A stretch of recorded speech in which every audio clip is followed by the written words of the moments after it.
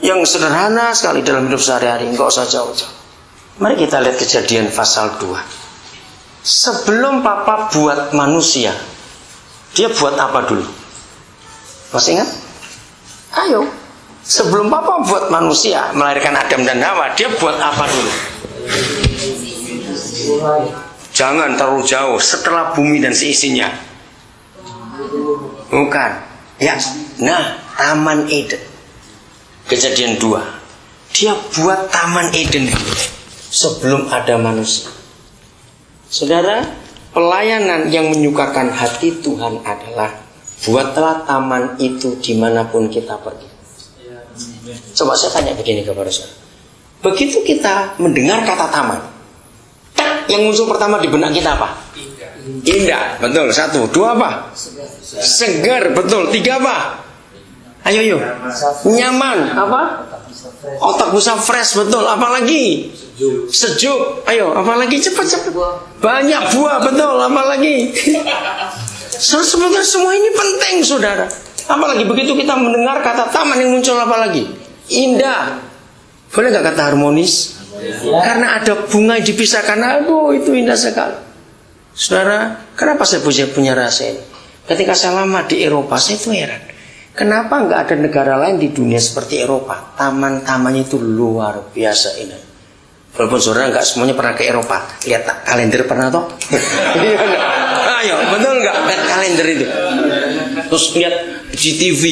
Saya itu heran. Kenapa Eropa ini kok bisa begitu? Jawabannya di ayat ini. Karena gereja dominan. Ketika gereja pertama kali mengajarkan taman-taman, maka raja-raja Eropa membuat taman itu.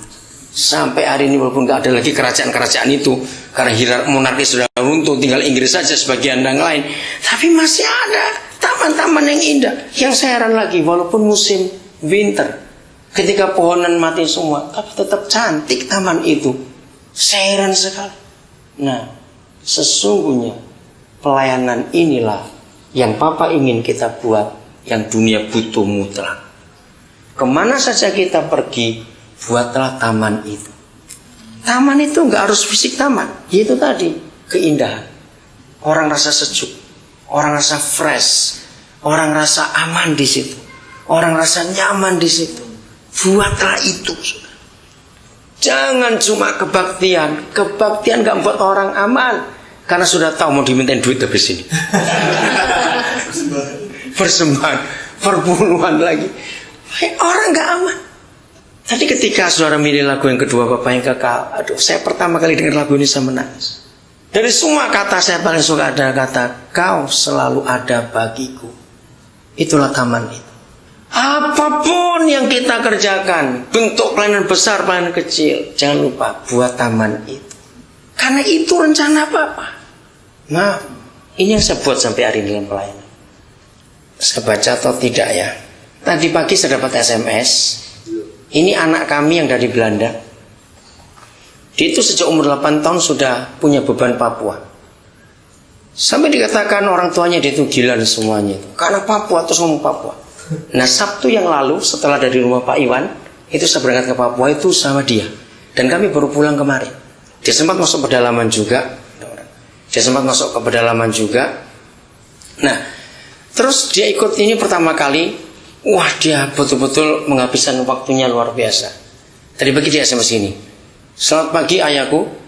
Terima kasih yang tak terkira, karena ayah sudah hantar anak penuhi panggilan ke tanah Papua. Juga saat-saat ayah beri kesempatan pada anak untuk bicara, sharing, anak sungguh-sungguh merasa sedang masuk pelatihan. Selama di Nabire, anak berteduh di bawah rindangnya pohon kehidupan yang ayah hasilkan. Ditambah anak menikmati manisnya buah kehidupan hasil ketaatan ayah. Orang-orang kudus di sana tekun teladani ayah. Sungguh dalam diri ayah anak lihat figur yang betul-betul serupa dengan Kristus. Maafkan saya kok saya bacakan ini. Saudara, kenapa? Kenapa ada orang bisa SMS saya seperti ini? Karena saya pakai konsep taman dalam pelayanan. Kemanapun saya pergi, saya ciptakan taman. Itu dari keindahan, kesejukan, rasa nyaman, fresh. Apalagi tadi yang sebut saya banyak harmonis, apalagi tadi itu aman, ciptakan, nyaman, taman. Jadi mengapa sebelum Papa lahirkan Adam dan Hawa, dia harus buat taman dulu? Karena itu hati. Tahun 89 waktu saya di Jerman, saya tuh baru tahu sejarah taman kanak-kanak. Kenapa taman kanak-kanak tidak boleh pakai bahasa Inggris, harus kindergarten? Betul nggak? Kenapa? Karena penemunya orang Jerman, anak pendeta dari Dresden, namanya Strauber. Waktu dia melihat Taman Eden ini, di situ dia menemukan ternyata Papa mengajar kita tentang biologi, kenal tentang fauna, flora, itu di Taman Eden itu. Disitulah sekolah pertama dimulai. Belajar matematika, itu pun dari taman itu.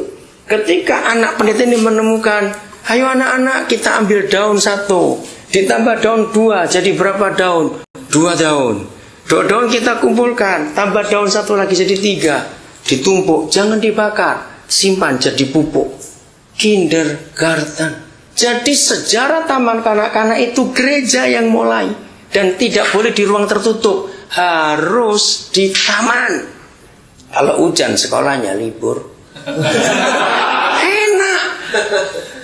Nah, yang mengagumkan, saudara, Jepang adalah negara pertama yang membeli hak paten itu. Saya kaget. Jepang, saya gabungkan sejarah. Begitu bom atom reda, Kaisar Hirohito masih telungkup. Baca sejarah Jepang, mengagumkan. Dia masih telungkup.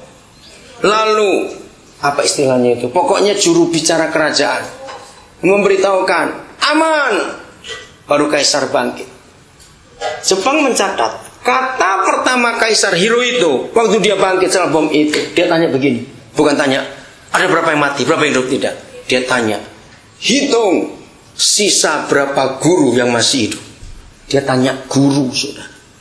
Waktu saya baca itu saya menangis. Kenapa saya menekuni bidang pendidikan sampai hari ini? Guru. Maka itu kenapa Jepang maju? Karena Kaisar Hirohito sangat mengutamakan pendidikan. Ayahnya yang membeli hak paten untuk kindergarten itu dibuka di Jepang pertama kali. Baru itu kedua itu Inggris. Ini taman. Saya akan teruskan, ini luar biasa. Satu kali Roh Kudus ngajar saya, mengapa dalam bahasa Inggris ada 2 kata tentang rumah, a house dan a home. Di Indonesia tidak ada kata itu, hanya ada rumah. Dari anak-anak kecil saya belajar, mengapa semua anak kecil kita ajak pergi shopping, atau ke tempat ulang tahun, atau ke tempat mainan anak-anak yang ramai, yang mewah, yang meriah. Coba, kalau mereka sudah capek, mereka punya satu kata sakti, yang mama papa harus tunduk. Apa, ngomong apa? Pulang, pulang. Nah, dari rahasia kata pulang itu saya cari, ada apa di balik kata pulang dari anak-anak. Saudara, rumah yang buat anak-anak tidak aman, anak-anak gak mungkin berkata kamu mau pulang. Kenapa? Percuma pulang. 2 orang itu berkelahi terus. Siapa itu? Papa mama.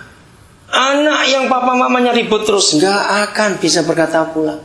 Mereka gak mau pulang malah. Ngeri di rumah. Jadi tidak semua house itu home. Betul nggak? Dalam bahasa Inggris house itu fisiknya, home itu suasananya. Semiskin-miskinnya seseorang, rumahnya cuma sepotong, nggak ada ruangan lain, cuma 1 ruangan. Di situ tidur, situ macam-macam. Hal itu home. Kalau mereka berkata aku pulang, itu nikmat nggak sih? Luar biasa. Lihat fakta. Begitu banyak rumah mewah, orang kaya, miliatan rumahnya. Maaf, yang nikmati pembantu. Yang punya rumah jarang pulang. Bukan alasannya karena rumahnya banyak. Kenapa sekarang kita lihat orang-orang kaya lebih senang ke hotel daripada pulang ke rumah? Karena gak ada home. Cuma ada satu. Kalau gak ada Taman Eden, ada neraka. Dan cuma satu di antara 2. Tadi saya baru di gereja Metodis di Bandengan, bicara bagaimana menjangkau 60% murid itu bukan Kristen. Ada 60% dari orang tua murid yang belum bersenjata. Saya cuma ngomong sederhana. Murid